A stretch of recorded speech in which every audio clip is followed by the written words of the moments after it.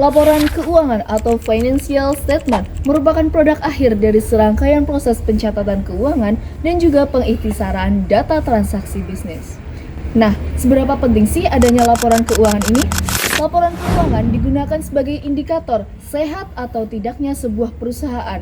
Hal ini tentunya juga akan mempengaruhi keputusan pihak eksternal seperti investor dan yang lain sebagainya. Nah, mari kita telaah lebih lanjut tentang laporan keuangan. Ada laporan keuangan konvensional dan juga laporan keuangan syariah, di mana keduanya sebenarnya memiliki banyak kesamaan dan keberbedaan.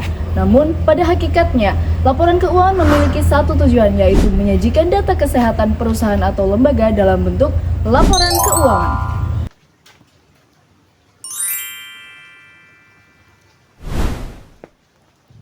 Apa sih yang dinamakan dengan laporan keuangan konvensional? Nah, laporan keuangan konvensional yaitu adalah laporan yang disusun dengan menggunakan prinsip-prinsip akuntansi umum yang berlaku dengan secara internasional maupun nasional, tanpa mempertimbangkan dengan prinsip syariah. Nah, standar akuntansi dari laporan konvensional yaitu adalah yang pertama, dengan menggunakan SAK, standar akuntansi keuangan dari IAI. Yang kedua adalah standar akuntansi keuangan dari IFRS.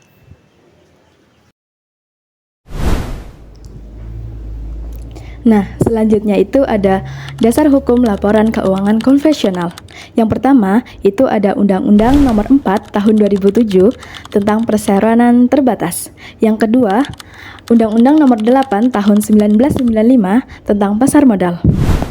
Nah, selanjutnya itu ada struktur laporan keuangan konvensional.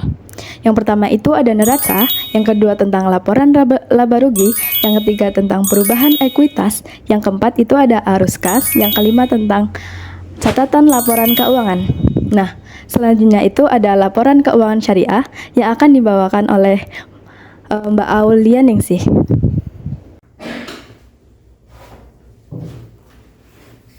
Nah, apa sih itu laporan keuangan syariah?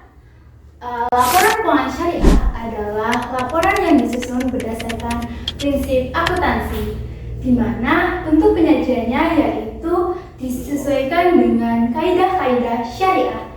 Nah, setelah diawasi, ada pun dasar hukum mengenai laporan keuangan syariah. Nah, ada Undang-Undang Nomor 19 Tahun 2008 tentang perbankan syariah. Selain dari perbankan syariah, laporan keuangan syariah juga ada beberapa seperti wakaf di Undang-Undang Nomor 41 Tahun 2004. Ada Undang-Undang Nomor 23 Tahun 2011 tentang zakat, dan terakhir ada Undang-Undang Nomor 19 Tahun 2008 tentang surat berharga syariah negara. Nah, laporan keuangan konvensional dan laporan keuangan syariah adapun struktur laporannya, namun berbeda.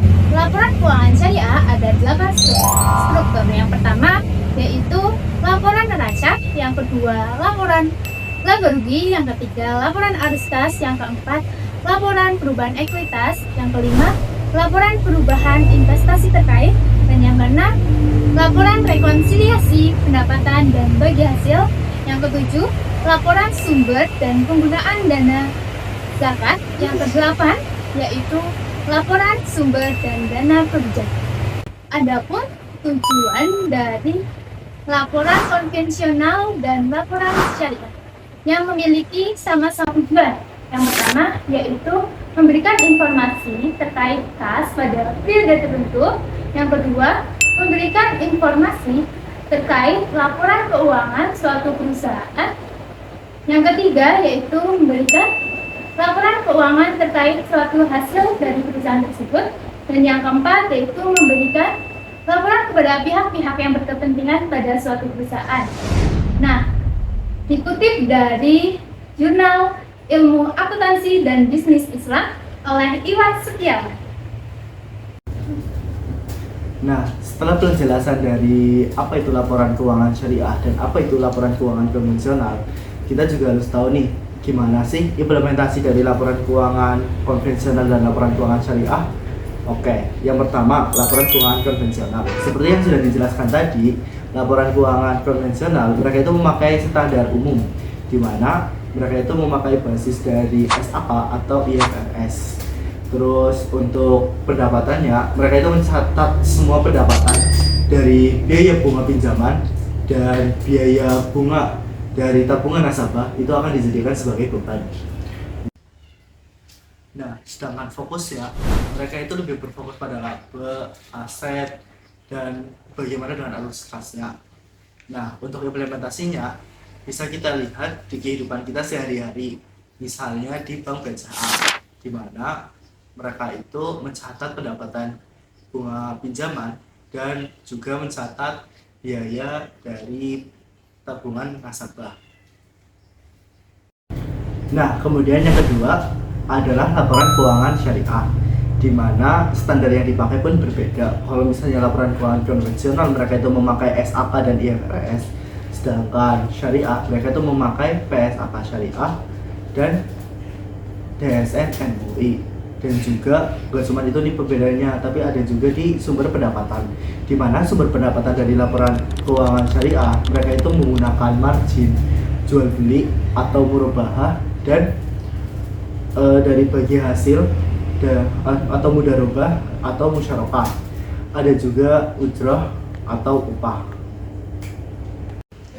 Dan prinsip laporan keuangan syariah itu juga berbeda dengan laporan konvensional, di mana laporan syariah itu mereka itu benar-benar mematuhi syariah Islam, kemudian bagaimana transparansi akad dan tanggung jawab sosial. Jadi bahkan dalam laporannya itu pun berbeda, bukan cuma ada laporan laba rugi, tapi ada juga laporan penggunaan dan sumber dana dari wakaf, dan laporan sumber dan penggunaan dana dari harta kebajikan.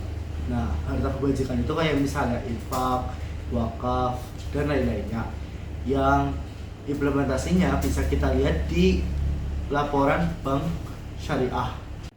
Seperti pada laporan bank syariah, jadi mereka itu nggak cuma mencatat laporan laba rugi, tapi juga mencatat gimana sih mereka itu menyalurkan dana dari zakat atau dana kebajikan. Nah, kalau dari perbedaannya yang seperti yang aku jelaskan tadi, kita jadi tahu nih kalau perbedaan dari laporan keuangan syariah dan laporan keuangan konvensional. Yang pertama itu dari standarnya dulu. Kalau misalnya konvensional mereka itu memakai IFRS, sedangkan yang syariah mereka itu memakai dari PSAK syariah. Kalau untuk sumber pendapatan kita juga bisa tahu nih, kalau sumber pendapatan dari konvensional mereka itu memakai bunga bank atau bunga, sedangkan laporan keuangan syariah mereka itu menggunakan margin jual beli dan bagi hasil. Terus untuk pengawasan, kalau misalnya laporan konvensional mereka itu diawasi oleh OJK. Nah, kalau misalnya laporan keuangan syariah mereka itu diawasi oleh Dewan Pengawas Syariah. Jadi pada intinya, baik laporan keuangan konvensional maupun laporan keuangan syariah, keduanya memiliki tujuan yang sama, yaitu memberikan informasi yang jelas dan juga transparan terkait kondisi keuangan perusahaan. Bedanya, pada laporan keuangan konvensional hanya berfokus pada penyajian laba, aset, kewajiban, dan juga arus kas tanpa memperhatikan nilai halal dan haramnya. Sedangkan pada laporan keuangan syariah, memastikan setiap transaksi sesuai dengan prinsip Islam dan juga melibatkan nilai sosial seperti zakat, infak, dan juga sedekah. Jadi, keduanya memiliki tujuan yang sama, namun penyajian dan juga prinsipnya berbeda sesuai nilai yang dianut.